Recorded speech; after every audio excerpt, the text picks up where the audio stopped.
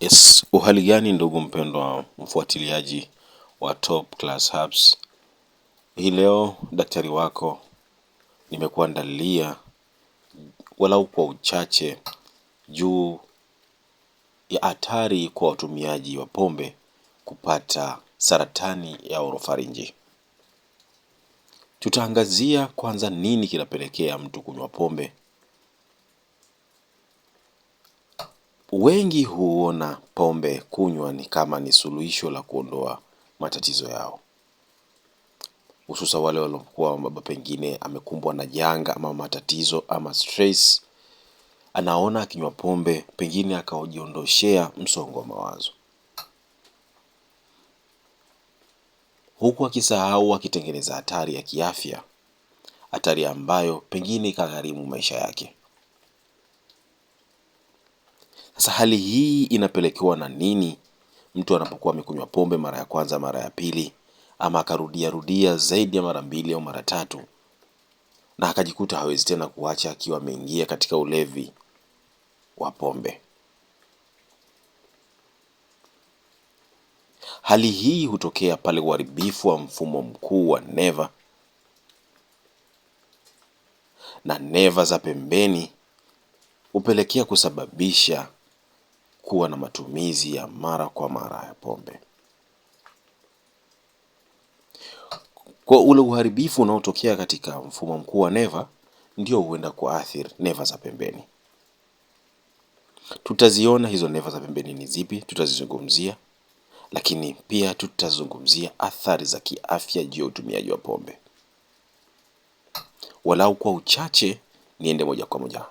Nimetumia kuzungumzia athari za kiafya kwa sababu huu ni uwanja wangu wa afya. Njia ninayotumia tunatumia njia ya asili kwenye kufikishia ama kwenye kutumia njia za kuweza kujitibia wewe mwenyewe ukiwa upo nyumbani, ama kwa lugha nyingine wanatumika kuitwa kama njia ya tiba mbadala. Hivyo ni dhipi hizo athari za utumiaji wa pombe za kiafya? Kwa uchache nitazungumzia juu ya athari 4. Ya kwanza ikiwa ni magonjwa ya ini, ni hatari ya kupata magonjwa au ongezeko la magonjwa ya ini. Lakini pili ni saratani ya orofarinji, ambayo anwani yetu na bango letu ama posta yetu ya video hii ikionyesha watumiaji wa pombe na ongezeko la hatari ya kupata saratani ya orofarinji. Hii orofarinji tutaizungumzia nini? Lakini tatu ni kansa au saratani ya umio. 5 ni ugonjwa wa kongosho. Sasa tukirudi hapa kwenye hii orofarinji ambayo posta yetu ikiwa inazungumzia ni nini orofarinji.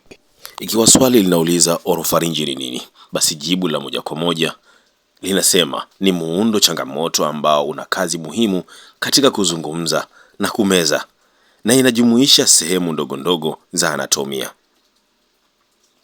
Nyuma ya theluthi moja ya ulimi, msingi wa ulimi, kaka laini, yani sehemu laini inayohamishika nyuma ya paa la mdomo, tonsils, kuta za pembeni za koo, yani kuta za pembeni za koromeo, ukuta wa nyuma wa koo. Hii ndio tunaizungumzia kuwa ni orofarinji. Lakini ni nini saratani ya orofarinji na vipi inajiunda saratani ya orofarinji? Pale saratani inapoanza katika mojawapo ya maeneo haya ambayo tumeyataja hapo, ya maeneo ama sehemu hizi hujulikana kama saratani ya orofarinji. Saratani hii hujitokeza kwa seli za ghorofa za squamous ambazo zinatengeneza nyuso za ghorofa za nyuso za orofarinji.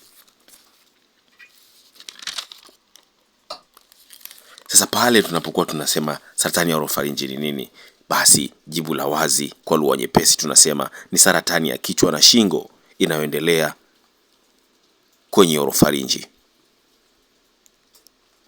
sehemu ya kati ya koo ama moja kwa moja nyuma ya mdomo. Hii ndiyo saratani ya orofarinji. Ifahamike kuwa mara nyingi ugonjwa wa saratani tiba yake hutumika tiba ya mionzi. Ijapokuwa zipo dawa za kupunguza kasi ya tatizo hili. Ndugu yangu, pombe ni hatari kwa afya yako. Mbali ya athari hizo chache tulizotaja, imezoeleka kujulikana athari za kiafya kuathiri figo pekee.